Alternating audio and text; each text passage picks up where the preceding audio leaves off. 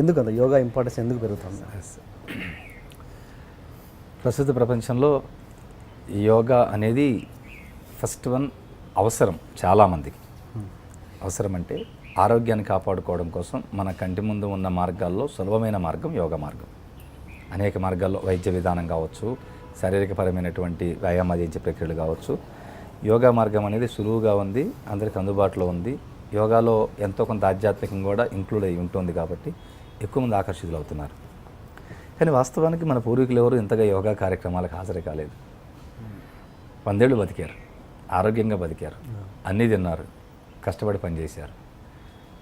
నాకు ఒక ఆశ్చర్యం కలిగే విషయం ఏంటంటే, ఈ యోగాలు రాకముందు 100 ఏళ్ళు బతికినప్పుడు యోగాలు వచ్చాక కనీసం 110 సంవత్సరాలు బతకాలి కదా, లేదు కనీసం 100 బతకాలి కదా.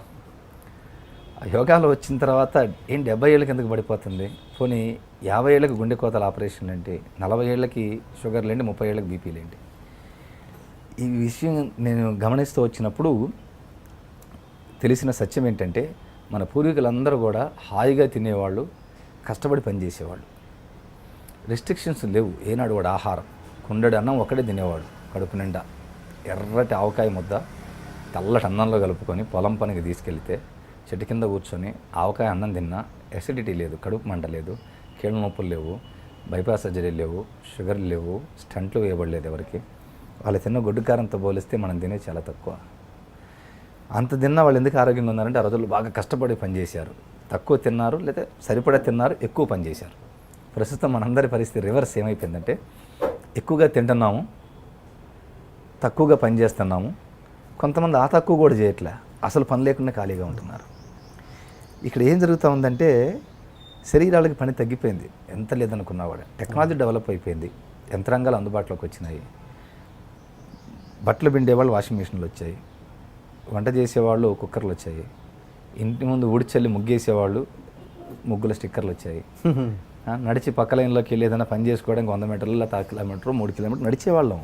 ఏదన్నా టౌన్కి వెళ్ళాలంటే 3 కిలోమీటర్లు నడిచి ఏ సెంటర్కి వెళ్తేనో బస్సు దొరికేది. పల్లెటూరులో ఒక 20 ఏళ్ల క్రితం మనం చూస్తే. ఈరోజు పక్క లైన్లో పోయి పాల ప్యాకెట్ తేవాలన్నా బండి లేకుండా బయటకు పోలేని పరిస్థితులు మన బాడీలు తయారైనాయి. ఒక 2 అంతస్తుల బిల్డింగు ఒక్క అంతస్తు పైకి ఎక్కడం కూడా లిఫ్ట్ లేకుండా ఎక్కలేని పరిస్థితుల్లో బాడీలు తయారైనాయి. అంటే రోజు రోజుకి మనం ఏమైపోయినామంటే డెవలప్మెంట్ అనేటువంటి పేరుతో మన శరీరాన్ని కష్టాన్ని నుండి దూరం చేసి సుఖానికి దగ్గర చేసాం. దగ్గర చేసినప్పుడు ఆటోమేటిక్గా ఏమవుతుంది, ఇన్పుట్ ఫుడ్ ఎక్కువ, ఆహారం ఎక్కువైపోయింది, క్యాలరీస్ బర్న్ అవ్వడానికి చేసే పని తగ్గిపోతూ వస్తూ ఉంది. దానివల్ల మొట్టమొదటి వచ్చింది ఒబెసిటీ, తర్వాత డయాబెటీస్, ఆ తర్వాత రకరకాల రుగ్మతలు అటాక్ అవుతున్నాయి. ఇప్పుడు ఎందుకు యోగాల అవసరం పెరుగుతూ వస్తుందంటే ఇంకొక చిన్న విషయం కూడా ఇక్కడ చెప్పాలి. పని చేసే వాళ్ళు ఎవరు యోగాలకు రావట్లేదు. నేను 20 సంవత్సరాలుగా యోగా ప్రోగ్రాం చెప్తున్నాను. మధ్యలో చాలా ప్రయోగాలు కూడా చేశాము. బాగా ఉచితంగా చెబితే పేదవారు వస్తారేమో, కష్టాల్లో ఉన్నవారు బాధల్లో వస్తారేమో అని. ఉచితమని ఇంటింటి తిరిగి కరపత్రం పంచినా కూడా కష్టపడిన కార్మికులు, శ్రామికులు, రైతులు ఎవరు యోగాలోకి రాలే. కొన్ని నెలలుగా, సంవత్సరాలు చేశాక నేను గమనించిన విషయం ఏంటంటే అసలు కష్టపడేవాడికి యోగానే అవసరం లేదు. ఎవరు వస్తున్నారు అంటే ఫీజు భారీగా పెట్టినా అదే క్వాలిటీ పీపుల్ వస్తున్నారు. ఫ్రీగా అన్నా కూడా మళ్ళీ ధనవంతులే ఈ కార్యక్రమానికి హాజరవుతున్నారు.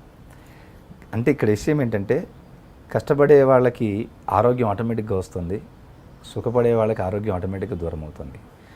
ఎందుకు మరి ఇప్పుడు మీరు అనొచ్చు ఎందుకు యోగాలకి ఇంత డిమాండ్ పెరిగింది అంటే, కష్టపడలేని శరీరాలని యోగా సెంటర్లో మా దగ్గర కనీసం 1 గంటన్నా కష్టపెడుతుంటాం.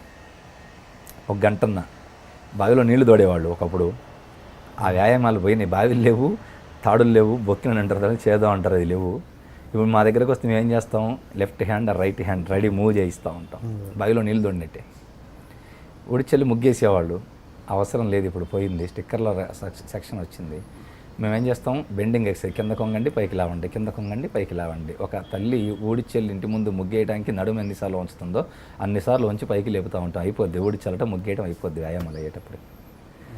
మెట్లు ఎక్కలేడు కాబట్టి కాలు కొంచెం పైకి లేపి రొటేషన్ చేయిస్తూ ఉంటాం. ఆ రొటేషన్ ఇలా జాగింగ్ చేస్తుంటాం. అది నడిచినప్పుడు చేసే ప్రక్రియ ఇక్కడ చేయిస్తాం. అంటే దీని యొక్క ఉద్దేశం ఏంటంటే శరీరాన్ని తప్పనిసరిగా వ్యాయామం కావాలి. లేని పక్షంలో శరీరం మన మాట వినదు. దేహో దేవాలయ పురక్తో జీవో దేవో సనాతనః అన్నారు. దేహమే దేవాలయం, జీవుడే దైవం. First love your body. దేహాన్ని ప్రేమించాలి.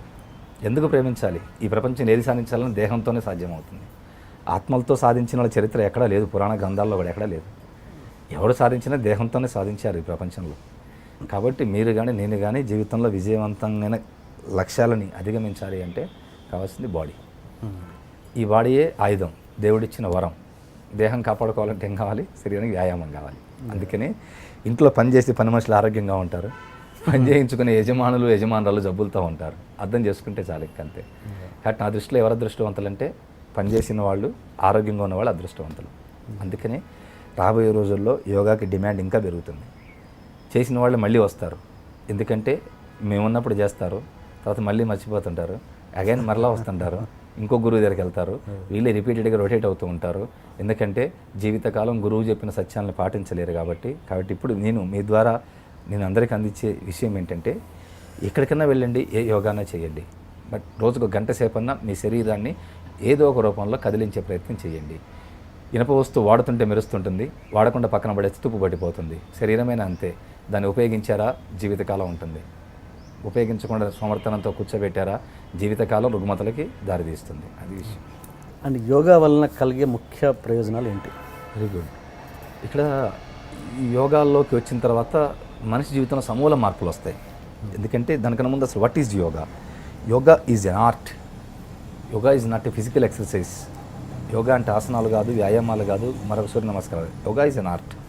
అంటే యోగాలో ప్రవేశించి సాధన కొనసాగించే వ్యక్తి యొక్క భాష, భావన, ముఖ కవలికలు, ఆలోచన విధానము, నడక, ప్రవర్తన, ప్రజా సంబంధాలు అన్నీ మెరుగైన రీతిలో ఉండి అందరినీ ఆకట్టుకునే విధంగా ఉండి తన యొక్క జీవితాన్ని ఒక జీవకళా శాస్త్రంగా మార్చుకునే ప్రక్రియనే యోగా అంటారు. అంటే యోగాలోకి వచ్చాక ఒక వ్యక్తి యొక్క లైఫ్ స్టైల్ కంప్లీట్గా చేంజ్ అవ్వాలి, అయితేనే అది యోగా, లేకపోతే ఫిజికల్ ప్రాక్టీస్ అంతే. ఈ యోగాలోకి వచ్చిన తర్వాత భాష మారాలి, భావన మారాలి, లోపల ఉండే థింకింగ్ ప్రాసెస్ మారాలి, జీవన శైలి మారాలి, ఆహారపు అలవాట్లు మారాలి, వ్యక్తిత్వం మారాలి, క్యారెక్టర్ మారాలి, ప్రపంచాన్ని చూసే విధానం మారాలి. కంప్లీట్గా పర్సనే 100% చేంజ్ అవ్వాలి. ఒక వ్యక్తిత్వాన్ని వికసింపజేసుకోవడం కోసం యోగా కావాలి. ఏమిటి ఆ మార్పు అంటే 3 మార్పులు వస్తాయి. 3 రకాల ప్రయోజనాలు. ఫస్ట్ వన్ శారీరకంగా. మొట్టమొదటి యోగాలో ప్రవేశించి సాధన చేస్తూ ఉంటే శరీరంలో నొప్పులు, బాధలు, అసౌకర్యాలు, అదనంగా పెరుగుదలు, రుగ్మతలు ఉండవు, అసలు ఉండకూడదు. ఏ వ్యక్తి శరీరంలో కూడా నొప్పి, బాధ అనేది ఏది ఉన్నా తొలగించబడుతుంది యోగాలోకి వస్తే.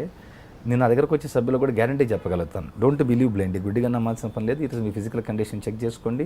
ఒక 10 రోజులు 15 రోజులు నేను చెప్పే నియమాలు పాటించండి. 15th ఆర్ లాస్ట్ డే మీ బాడీ చెక్ చేసి రిపోర్ట్ పక్కన పెట్టుకోండి. 2 రిపోర్ట్ టాలీ చేసుకోండి. మీరు ఆరోగ్యవంతులు అవుతారు. దేని ద్వారా అవుతారు? నా ద్వారా కాదు, యోగా ద్వారా. యోగాలో ఫిలాసఫీలో ఉన్న గొప్పతనం అది. ఎంతోమంది మహనీయులు, కొన్ని లక్షల మంది, కోట్ల మంది ప్రపంచవ్యాప్తంగా ఆరోగ్యవంతంగా జీవించడానికి సోపానము, ఉన్నతమైనటువంటి మార్గం యోగా. కాబట్టి ఫస్ట్ వన్ శారీరకంగా. ఎప్పుడైతే శారీరకంగా ఆరోగ్యవంతులు అవుతారో మనం గతంలో వాడుతున్న మందులన్నీ డస్ట్బిన్లో పడేసి ₹1 కూడా మెడిసిన్ హాస్పిటల్ ఖర్చు పెట్టే పని లేకుండా ఆరోగ్యవంతంగా జీవించవచ్చు. యోగాలో ఉండే గొప్ప పాలసీ ఏమిటంటే నో డాక్టర్ నో మెడిసిన్. అసలు డాక్టర్తో పని లేదు. ఎనీ డాక్టర్ దేంతో అవసరం లేదు. ఆరోగ్యవంతంగా జీవించవచ్చు. రెండోది మానసికమైన మార్పు.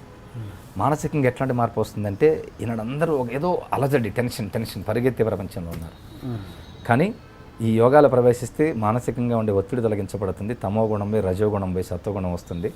మానసిక ప్రశాంతత సిద్ధిస్తుంది. దానివల్ల ఆటోమేటిక్గా ఆరోగ్యం వస్తుంది. రెండోది మానసికంగా. థర్డ్ వన్ ఆధ్యాత్మికంగా. యోగాకి ఆధ్యాత్మికతకి సంబంధం ఉంది. యోగాలోకి వచ్చినప్పుడు ఇన్నర్ జర్నీ జరుగుతుంది. అదే ఆధ్యాత్మికత అంటే సర్వే జన సుఖినో భవంతు. నేను బాగుండాలి, ప్రపంచం అంతా బాగుండాలి. సో నేను బాగుండాలి అనుకున్నప్పుడు బాగుగా ఉండటానికి, బాగుపడటానికి ఏమి చేయాలో ఒక ప్రయత్నం జరుగుతుంది ఒక వ్యక్తి లోపల. అదే ఇన్నర్ జర్నీ, అంతర్ముఖ ప్రయాణం. అదే ఆధ్యాత్మిక జీవన శైలి. కాబట్టి ఒక వ్యక్తి యోగాలోకి వస్తే దేవుడిచ్చిన వరం, దేహం ఆరోగ్యవంతం అవుతుంది. బతికినంత కాలం హాయిగా ప్రశాంతంగా బతుకుతాం. మూడోది చనిపోబోయేలోపు ఈ సమాజానికి మనమంతా ఏదో ఒక మేలు చేస్తాం. ఈ 3 అందరి జీవితానికి తప్పనిసరి కావాల్సినవి. దేహాన్ని కాపాడుకోవాలి, ప్రశాంతంగా ఉండాలి, ముగించబోయేలోపు ఈ సమాజానికి ఏదో ఉపయోగపడాలి. ఈ 3 రకాల లాభాలు చేకూరుతాయి. కాబట్టి కేవలం రుగ్మతల నివారణ కోసం యోగాలోకి ప్రవేశించకుండా జీవితం సంపూర్ణంగా మార్పు రావడం కోసం యోగాలోకి రావాలి. For more videos, please subscribe to iDream. And more videos, please subscribe to iDream Media. Please do subscribe to iDream. iDream అంటే నా కళల ఛానల్ను సబ్స్క్రైబ్ చేసుకున్నారు. నోరు తిరుగుతలేదు. మీరైతే గంట గుర్తు కొట్టండి.